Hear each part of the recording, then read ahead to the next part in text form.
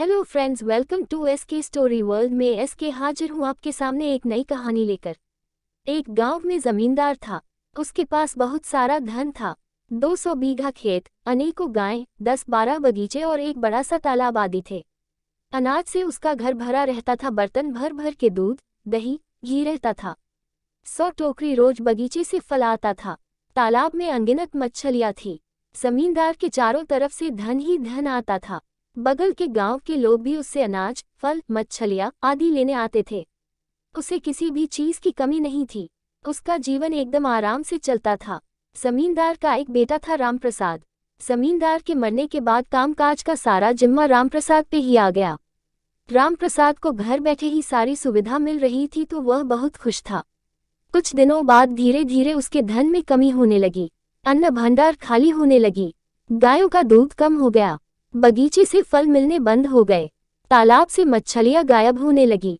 अब रामप्रसाद दुखी और परेशान रहने लगा। धीरे धीरे उसकी तबीयत भी खराब होने लगी।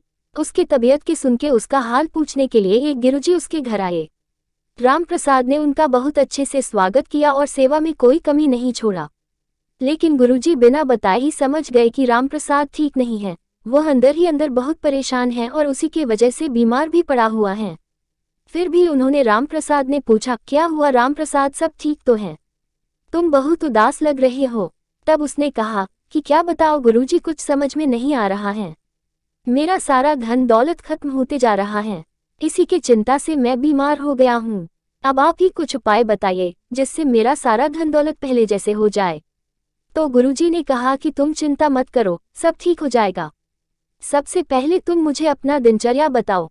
रामप्रसाद ने बताया कि गुरुजी, चिंता के कारण रात में जल्दी नींद नहीं आती है, इसलिए सुबह देर तक सोता रहता हूँ। फिर स्नान करता हूँ, उसके बाद भोजन और फिर दोपहर में सो जाता हूँ। फिर जब सो करके उठता हूँ तो शाम के समय अपने मित्रों के साथ बिताता हूँ। फिर रात को जब बिस्तर पर जाता हूँ तो वही चिंता सताने लगती है, इसलिए मुझे सोते सोते देर हो जाती है। गुरुजी ने पूछा, क्या तुम कभी अपने खेतों में घूमने जाते हो कि नहीं?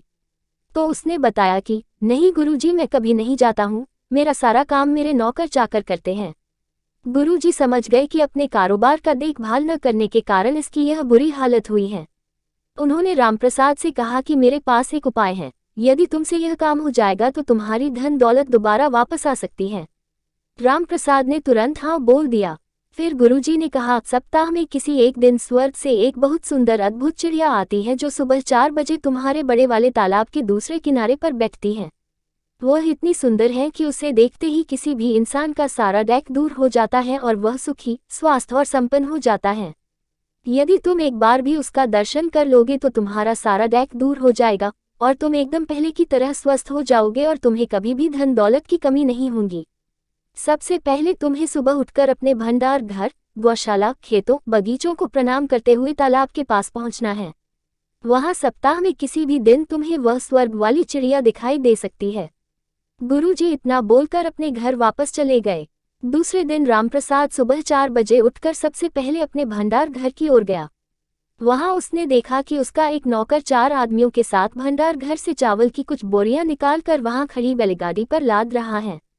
जब वह नौकर रामप्रसाद को देखा तो डर के मारे थर थर कांपने लगा और उससे माफी मांगने लगा। रामप्रसाद ने उससे चावल की बोरियों को लिया और उसे नौकरी से निकाल दिया।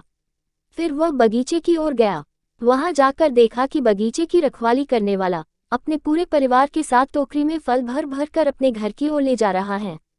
और जब वह अचानक रामप्रसाद को देखा तो उसके होश उड़ गए। रामप्रसाद ने उसे भी नौकरी से निकाल दिया। आगे जब वह अपने खेतों में पहुंचा तो देखा कि उसके ही गांव के कुछ लोग खेतों से अनाज के गट्ठर अपने अपने सर पर लेकर जा रहे हैं। रामप्रसाद ने देखा तो उन लोगों से अपना अनाज के गट्ठा वापस रखवाया और उन्हें एक कड़ी सजा दिया। इसके बाद वह तालाब के पास पहुंचा। वहां कुछ लोग तालाब में जाल डालकर मछलियां पकड़ रहे हैं। रामप्रसाद को देखते ही वह जाल छोड़कर भाग गए। रामप्रसाद बहुत देर तक वहां उस चिड़िया का इंतजार किया लेकिन वह चिड़िया उसे कहीं नहीं दिखी। फिर वह वापस अपने घर आ गया। रामप्रसाद अपने पुराने नौकर को निकलकर दूसरे नौकर को काम पर रखा। दूसरे दिन जब वह दोबारा उस अद्भुत चिड़िया को देखने निकला तो उसने देखा कि भंडार घर के सारे नौकर सो रहे हैं, कोई कुछ काम नहीं कर रहा है। फिर उसने सबको जगाया और अच्छे से काम करने को कहा। इसी तरह सब जगह घूम घूम कर देखा और सबको अच्छे से काम करने को कहा। तीसरे दिन जब वह सुबह बाहर निकला तो देखा कि उसके सारे के सारे नौकर बड़ी लगन से काम कर रहे हैं। कोई भी नौकर आलसी नहीं कर रहा है। लेकिन उस दिन भी उसे वह अद्भुत चिड़िया दिखाई नहीं दी। अब उसके यहाँ काफी दूध, फल और अनाज होने लगा था। एक हफ्ते के अंदर ही उसके घर स्थिति में काफी सुधार हो गया। सब हरा भरा हो गया। भंडार घर अनाज से भर गया। गाय अधिक से अधिक दूध देने लगी। खेतों में फसल लहलहाने लगा और तालाब में मछलियां भी दिखाई देने लगी। लेकिन अभी भी वह चिड़िया दिखाई नहीं दी। एक दिन फिर गुरुजी रामप्रसाद के घर आए। रामप्रसाद ने खुशी खुशी से उनका स्वागत किया। इस बार उसके पर उदासी नहीं बल्कि खुशी दिख रही थी। गुरुजी ने उससे पूछा, कैसे हो रामप्रसाद, सब ठीक चल रहा है ना? और वह स्वर्ग वाली अद्भुत चिड़िया दिखी कि नहीं दिखी? रामप्रसाद ने गुरुजी से कहा, नहीं गुरुजी, आपके कहे अनुसार मैं रोज तालाब के पास जाता था। आज 7 दिन हो गए लेकिन अभी तक वह चिड़िया मुझे दिखाई नहीं दी। तब गुरुजी ने कहा, क्या तुम्हें पहले से ज्यादा अनाज, फल और दूध नहीं मिल रहे हैं? रामप्रसाद ने कहा, हाँ गुरुजी, ये तो हैं। ये सब चीजें मुझे पहले से अधिक मात्रा में मिलने लगी हैं। और अब मुझे कभी भी थकावट नहीं होती है बल्कि पहले से और ज्यादा स्फूर्ति आ गई है। पर गुरुजी आप मुझे ये बताइए ना कि अभी तक मुझे उस अद्भुत चिड़िया का दर्शन क्यों नहीं हुए? क्या मैं वहां जाने में देर कर देता हूँ क्या? तब उसे गुरुजी ने बताया कि देखो रामप्रसाद, मेहनत ही स्वर्ग का अद्भुत चिड़िया है। मेहनत से ही हमें सुख और समृद्धि प्राप्त होती है। अगर तुम इसी तरह मेहनत करते रहोगे तो तुम्हें मेहनत का फल जरूर मिलेगा और अपने काम धाम पर ज्यादा से ज्यादा ध्यान दोगे तो तुम चारों तरफ से संपन्न रहोगे। कोई बीमारी तुम्हारे पास नहीं आएगी और सुबह सुबह उठकर सूर्य की पहली किरण लेने से भी तुम्हारा शरीर स्वस्थ रहेगा और ऐसे ही धीरे धीरे तुम्हारे चेहरे पर चमक आ जाएगी। गुरुजी की कही हुई सारी बात रामप्रसाद को समझ आ गया और वह जान गया कि मेहनत करने से ही लक्ष्मी की प्राप्ति होती है। उस दिन से वह वैसा ही करने लगा जैसा उसको गुरुजी ने कहा था।